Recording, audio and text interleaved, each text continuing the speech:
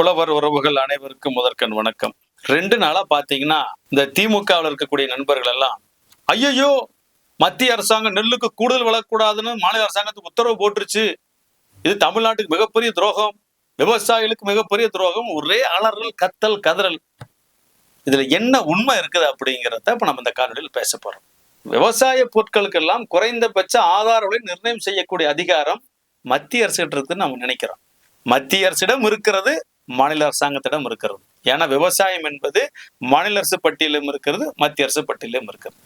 2 பேரும் என்ன வேணாலும் முடிவு எடுக்கலாம், அதுக்கு பிரச்சனை கிடையாது. அவங்க எடுக்கிற முடிவுக்கு அவங்க பொறுப்பு, இவங்க எடுக்கிற முடிவுக்கு இது பொறுப்பு. இதுதான் உண்மை. எனவே குறைந்தபட்ச ஆதரவு என்பது மத்திய அரசாங்கத்தோட சப்ஜெக்ட் தான். மாநில அரசுக்கு இது சம்மந்தம் இல்லைன்னு சொல்றது தப்பு, பொய். மாநில அரசாங்கம் தனியாக விவசாய விளைபொருட்களை விலை நிர்ணய ஆணையத்தை வச்சுக்க முடியும். ஏன் கேரளாவில் வச்சிருக்காங்கல்ல, அந்த மாதிரி வச்சிருக்க முடியும். என்ன சொல்லுச்சு மத்திய அரசு? முதல்வர் சொல்றாரு இந்த மாதிரி விவசாயிகளுக்கு கூடுதல் விலை நெல்லுக்கு கொடுக்கூடாதுன்னு மத்திய அரசாங்கம் உத்தரவு போட்டிருக்கு. அது உத்தரவு அல்ல. முதல்ல பாருங்க, அந்த லெட்டர் தான் இப்ப இங்க நான் வச்சிருக்கிறேன். அது ஜனவரி 9 தமிழ்நாடு அரசுக்கு அனுப்பப்பட்ட கடிதம். மத்திய அரசாங்கத்தினுடைய செக்ரட்டரி எக்ஸ்பெண்டிச்சர் செலவுகள் துறையில் இருக்கக்கூடிய செயலாளர் இந்த கடிதத்தை எழுதியிருக்கார். அவர் என்ன சொல்லியிருக்காருன்னா, இந்தியாவுல சமீப காலங்களா நெல்லும் கோதுமையும் மிகப்பெரிய அளவுல உற்பத்தி அதிகமாகுது, அதை நம்மளால சேமிக்க முடியல. நம்ம பொது விநியோக திட்டம், அதை ரேஷன் கடையில கொடுக்கறதுக்கு தேவைப்படும் அதிக அளவில் நம்ம விளையுது, கொள்முதல் பண்ண வேண்டியது இருக்குது. மழையில வீணாகுது, நெல் வீணாகுது, கோதுமை வீணாகுது. அதனால இதுக்கு காரணம் என்னன்னா, நீங்க மத்திய அரசாங்கம் கொடுக்கறோட மாநில அரசாங்கங்கள் கொடுக்கக்கூடிய அந்த ஊக்கத்தொகை ஒரு காரணமா இருக்குது. அப்ப அது என்ன பண்ணுங்க அப்படின்னா, கொஞ்சம் நாங்க உங்களுக்கு கோரிக்கை முன் வைக்கிறோம். பாருங்க, அந்த வார்த்தை தெளிவா பார்க்கணும். In view of the above, I request you to review the existing bonus policy. இப்போ மத்திய அரசாங்கம் என்ன சொல்லுது? ரெக்வஸ்ட், உங்களோட கோரிக்கை வைக்கிறோம், உங்க போனஸ் பாலிசி கொஞ்சம் மறு ஆய்வு பண்ணுங்க. மறு ஆய்வு பண்ணி அந்த கொடுக்கிற கூடுதல் தொகையை நிறுத்துங்க, எம்எஸ்பி விட நிறுத்திட்டு அதுக்கு பதிலா நாட்டுக்கு உற்பத்தி குறைவா இருக்கக்கூடிய பருப்பு வகைகள், பல்சஸ், ஆயில் சீட்ஸ், எண்ணெய் வித்துக்கள், மில்லட், சிறுதானியங்களுக்கு கூடுதலா கொடுங்க. அதுல உற்பத்தி நம்மளுக்கு குறைவா இருக்கு, அதுல அதிகப்படுத்தணும்னு சொல்லி ஒரு ஆலோசனையாக, ஒரு அறிவுரையாகத்தான் இந்த கடிதத்தை வச்சிருக்கிறாங்க. சரி, மத்திய அரசு இந்த கடிதத்தை வச்சது சரியா? இது முதல்ல உத்தரவு என்பது சரியானா? இது உத்தரவு என்பது கிடையாது, ஒரு ஆலோசனை, ஒரு கோரிக்கை மத்திய அரசாங்கம் வச்சிருக்கிறாங்க, அவ்வளவுதான். That's all. சரி, மத்திய அரசாங்கம் இதை வச்சது சரியானா? மத்திய அரசாங்கம் இதை வச்சது தப்பு தான். அதுல எந்த மாற்று கருத்தும் இல்லை.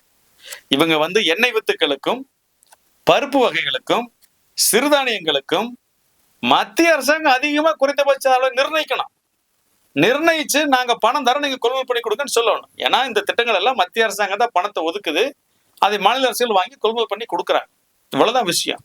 அப்ப மத்திய அரசாங்கம் இதுக்கெல்லாம் விலையை அதிகமா கொடுக்கணும். எதுக்கு? பருப்புக்கு நீங்க அதிகமா கொடுங்க, பருப்பு வகைகளுக்கு கொடுங்க, நாங்க உற்பத்தி பண்ணி தரோம். எண்ணெய் வித்துக்களுக்கு அதிகமா கொடுங்க, நாங்க உற்பத்தி பண்ணி தரோம். அதே மாதிரி சிறுதானியங்களுக்கு அதிகமா கொடுங்க, உற்பத்தி பண்ணி தரோம். ஆக இதுக்கெல்லாம் நீங்க கட்டுப்படியாகிற விலையை எம்எஸ் சாமிநாதன் ஆணையத்தோட அந்த பரிந்துரைப்படி உற்பத்தி செலவோடு 50% சேர்த்தி கொடுத்து, நீங்க அதையெல்லாம் எங்களுக்கு கொடுத்து கொள்முதல், பரவலாக்கப்பட்ட கொள்முதல் கொடுத்து நாங்க உற்பத்தி பண்ணி தரப்போம். ஆக மத்திய அரசாங்கத்தை பொறுத்த வரைக்கும் இந்த கடிதம் ஒரு தவறு தான். சரி, இதுல மாநில அரசாங்கம் என்ன தவறு செஞ்சிருக்கு? மாநில அரசாங்கம் 9 வந்த கடிதத்தை இன்னைக்கு தான் நேற்று கதை விடுறாங்க. அது உண்மை கிடையாது. ஏன்னா இந்த கடிதம் எல்லா மாநிலங்களுக்கும் எழுதப்பட்டிருக்கிறது, கேரளாவுக்கும் எழுதப்பட்டிருக்கிறது. கேரளாவுக்கு எழுதப்பட்ட கடிதத்தை போன முறை நாடாளுமன்ற கூட்டத்தொடர்லயே அங்க ஜான் பிரிட்டாஸ் எம்பி நாடாளுமன்றத்துல கேள்வி கேட்டு, அது கேள்வி மூலமாவே எல்லாம் வெளியே வந்துருச்சு. இப்ப இது வெளியே பாத்தீங்கன்னா 3 மாசத்துக்கு மேலாச்சு. இந்த 3 மாசம் முதல்வர் தூங்குனாரா? தமிழ்நாடு அரசு தூங்குச்சா? திமுக தூங்குச்சா? திமுக ஆதரவு போலி அனுதாபிகள் எல்லாம் தூங்குனாங்களா? இதுதான் கேள்வி. அப்ப நாடாளுமன்றத்துல பிரச்சனை எழுப்பியல 40 எம்பி கொடுத்திருக்கிறான். இந்த 40 எம்பிகள் நாடாளுமன்றத்தை பத்தி பேசியிருக்கணும்ல. கேரளா எம்பி பேசி வெளியே வந்த சப்ஜெக்ட் இது. ஆக இந்த 40 எம்பிகள் இங்கிருந்து தமிழ்நாட்டில இருந்து போனாங்க இல்லைங்களா, என்ன விவசாயிகளுக்காக ஏதாச்சும் ஒரு சப்ஜெக்ட் பேசியிருக்காங்களான்னு கேளுங்க நாடாளுமன்றத்துல. கிடையவே கிடையாது. நாடாளுமன்றத்துக்கு நம்ம 40 பேர் அனுப்புனது வேஸ்ட், தண்டம், வெட்டியா போச்சு. ஒரு பிரயோஜனம் இல்லை. விவசாயிகளுக்கு இவர்கள் எதையுமே பேச கிடையாது. எம்எஸ்பி பத்தி பேசியிருக்காங்களா? எம்எஸ் சாமிநாதன் ஆணையத்தை அமல்படுத்துங்கன்னு பேசியிருக்காங்களா? விவசாயிகளுக்கு பிஜேபி கொடுத்த வாக்கு நிறைவேற்றுங்களை பேசியிருக்காங்களா? கிடையவே கிடையாது. இவங்க வேணும்னே வெட்டி அரசியல பேசி நாடாளுமன்றத்துல மதிப்புமிக்க நமது எம்பிக்கள் பதவி இவங்களை வீணடிச்சிருக்கிறாங்கிறது ஒண்ணு. அடுத்தது பாத்தீங்கன்னா, இப்ப இந்த கடிதத்தை பொறுத்த வரைக்கும் நம்ம தமிழ்நாடு அரசு ஏன் இவ்வளவு நாள் அமைதி காத்தாங்க? முதல்வரையே அமைதி காத்தார், செக்ரட்டரி அமைதி காத்தார், இது ஏன் உரிய வாய்ப்புகள் மூலம் எழுப்பலைங்கிறது ஒண்ணு. ஏன்னா இவங்க எழுப்ப மாட்டாங்க. இவங்களுக்கு ஒரு பிரச்சனை இவங்களுக்கு தெரியல. யாரோ ஒருத்தர் கலப்பிட அந்த பிரச்சனை கலையறாங்க, அவ்வளவுதான். தேர்தல் நேரத்துல ஒரு பிரச்சனை கலப்பணுங்கிறதுக்காக. சரி, இவங்க என்ன செஞ்சுட்டாங்க விவசாயிகளுக்கு? திமுக என்ன செஞ்சிருச்சு விவசாயிகளுக்கு? இன்னைக்கு நெல்லு கூடுதல் விலை கொடுக்க முடியாது அப்படின்னு மத்திய அரசு கிளம்பிட்டு கதறீங்கல்ல. ஆனா உண்மை என்னன்னா இவங்க என்ன செஞ்சிருக்காங்கன்னு பார்க்கணும். இவங்க 2021 தேர்தல் அறிக்கையில நாங்க ஆட்சிக்கு வந்தா நெல்லுக்கு 2500 ரூபாய் குவிண்டாலுக்கு தருவோம்னு சொன்னாங்க. இவங்க ஆட்சிக்கு வரும்போது நெல்லு மத்திய அரசாங்கம் குவிண்டாலுக்கு கொடுத்த விலை எவ்வளவு தெரியுங்களா? 1868 ரூபா. இவங்க வந்து 25 ரூபா கூடுதலா கொடுத்தாங்க. 2022 1940 ரூபாய் மத்திய அரசாங்கம் உயர்த்தது, இவங்க 75 ரூபாய் சேர்த்து கொடுக்குறாங்க. 2023 மத்திய அரசாங்கம் 2040 ரூபாயை உயர்த்தது, அப்போ 75 ரூபா தான். 2024 2183 ரூபாய் கொடுக்குது, 105 ரூபாய் சேர்த்து கொடுக்குறாங்க. 2025 2369 ரூபாய் கொடுக்குது, 130 ரூபாய் சேர்த்து கொடுக்குறாங்க. 2000 ரூபாய் கொடுக்குறேன்னு சொன்னது எப்போ? 2021. அதாவது மத்திய அரசாங்கம் 1868 ரூபாயில இருந்து 2369 ரூபாய் வர வரைக்குமாக இந்த எடப்பட்ட 500 ரூபாய இவங்க 2021 கொடுத்திருந்தா தமிழ்நாட்டு விவசாயிகளுக்கு கொடுத்த வாக்குறுதி அமல்படுத்திருந்தா பயனடைஞ்சிருக்குமா இல்லையா? அதை அமல்படுத்தாம 25, 75, 105, இப்பதான் 131 ரூபாய் கொடுக்குறாங்க.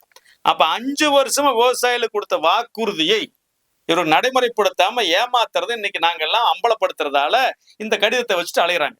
ரெண்டாவது, கிலோவுக்கு 1 ரூபா லஞ்சம், கடுமையான லஞ்ச பிச்சை எடுக்கிறாங்க. இதை மறைக்கிறதுக்காக இந்த வேலை செய்யறாங்க.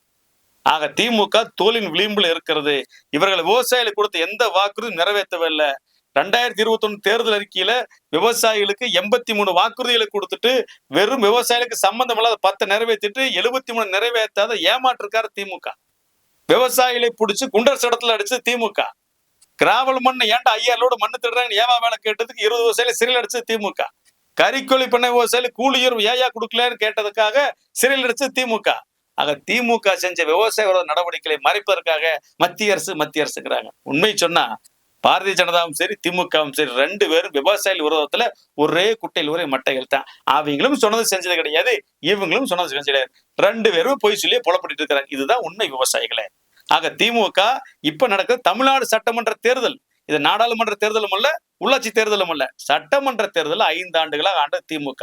தமிழ்நாட்டு விவசாயிகளுக்கு வாக்குறுதி கொடுத்து ஆட்சி வந்து திமுக, நடைமுறைப்படுத்தாத திமுக. அப்ப திமுக என்ன நடைமுறைப்படுத்தல, என்ன வாக்குறுதி கிடைச்சது, என்ன தப்பு செஞ்சதுன்னு அவ யாதர விவசாய சங்கங்கள பேசுங்கன்னு சொன்னா அதை பேசவே மாட்டாங்க. பிஜேபி பேசுறது மட்டுமே பேசிட்டு இருப்பாங்க. பிஜேபி பண்றது யார் சரின்னு சொன்னாங்க? பிஜேபி தவறு செய்யணும் டெல்லி வரைக்கும் எல்லாரும் போராட்டம் பண்றோமே, வழக்கு சரியை செஞ்சுட்டே தான் இருக்கிறோம். ஆக பிஜேபி செய்வது தவறு என்பது உண்மை. அதே மாதிரி அதே அளவு தீமைகளை தவறுகளை விவசாயி கொடுத்த வாக்குகள் நிறைவேற்றாது என்ன திமுக இருக்குது. அதை பத்தி ஏன் பேச மாட்டேங்கிறீங்க? அப்ப 2 பேருமே தவறு செய்ய 2 பேரும் ஒதுக்குன்னு பேசுற தெம்பு திராணி உங்களுக்கு இருக்குதா? இவர்களுக்கு கிடையாது. எனவே தமிழ்நாட்டு மக்களே, இந்த சட்டமன்ற தேர்தலில் இவங்க 5 ஆண்டுகள் ஆண்டவங்க கொடுத்த வாக்கு நிறைவேற்றல, விவசாயிகள் பிரச்சனை திசை திருப்புறாங்க. இப்போ திசை திருப்புறாங்க. அடுத்தது என்ன சொன்னாங்க? இதுக்கு முன்னாடி கடன் தள்ளுபடி கொடுக்கணும்னா மத்திய அரசாங்கம் அனுப்பி கொடுக்கணும்னு சொல்லுச்சு. எங்க மத்திய அரசாங்கம் இந்த மாதிரி கடிதம் கொடுத்ததா? கூட்டுறவு சங்கம் மத்திய அரசு கீழே இருக்குது. அதனால கூட்டுறவு சங்கம் ரிசர்வ் வங்கி கீழே, மத்திய அரசு கீழே 1960 போயாச்சு. நிதி சார்ந்த எந்த நடவடிக்கைகள் இருந்தாலும் அது கீழே தான் அனுமதி வாங்கி பண்ண முடியும். காலகாலமா கூட்டுறவு சங்கத்துல பல முறைகேடு நடக்குது, டெபாசிட் முறைகேடு நடக்குது. எத்தனை கூட்டுறவு சங்கம் இழுத்து மூடப்பட்டிருக்குது, எத்தனை செயலாளர் தலைவர் சேர்ந்து கொள்ளையடிச்சிருக்காங்க.